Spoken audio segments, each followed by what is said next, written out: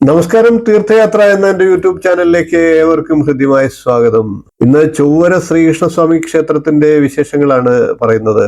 സന്താന ഭാഗ്യം ആഗ്രഹിക്കുന്നവർക്ക് ഏവർക്കും ആശ്രയിക്കാവുന്ന ഒരു കേന്ദ്രമാണ് ചൊവ്വര ശ്രീകൃഷ്ണസ്വാമി ക്ഷേത്രം.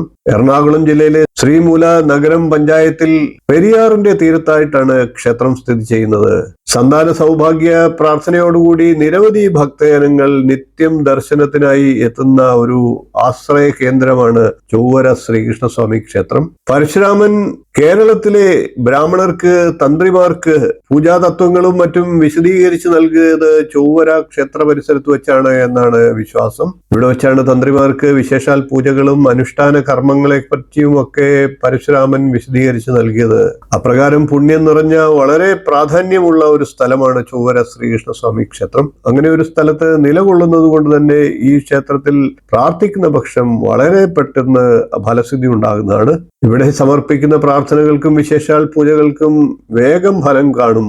ചൊവ്വര കോവിലകത്തിന് സമീപമായിട്ടാണ് ക്ഷേത്രം സ്ഥിതി ചെയ്യുന്നത്. കുലശേഖര പെരുമാൾ എന്ന രാജാവാണ് ഇവിടുത്തെ മൂലക്ഷേത്രം പണികഴിപ്പിച്ചത് എന്നാണ് വിശ്വാസം. പ്രധാന മൂർത്തിയായിട്ടുള്ള ശ്രീകൃഷ്ണ ഭഗവാൻ പടിഞ്ഞാറേക്ക് ദർശനമായിട്ടാണ് ഇവിടെ കുടികൊള്ളുന്നത്. ഉപദൈവങ്ങളായി ഗണപതിയുണ്ട്. 2 നേരമാണ് ഇവിടുത്തെ പൂജ. മകരത്തിലെ രോഹിണി നാൾ ആറാട്ടായി വരുന്ന പ്രകാരം 8 ദിവസത്തെ ഉത്സവം ഇവിടെ ആഘോഷിക്കപ്പെടുന്നു. തിരുവനന്തപുരത്തും ചൊവ്വര എന്ന പേരിലൊരു സ്ഥലമുണ്ട്. അവിടെ കടലോരത്ത് കുന്നിൻ മുകളിലായി ഒരു ശാസ്താക്ഷേത്രം പ്രസിദ്ധമായിട്ടുണ്ട്. മറ്റൊരു സന്ദർഭത്തിൽ നമുക്ക് ആ ശാസ്താക്ഷേത്രത്തെ കൂടി പരിചയപ്പെടാം.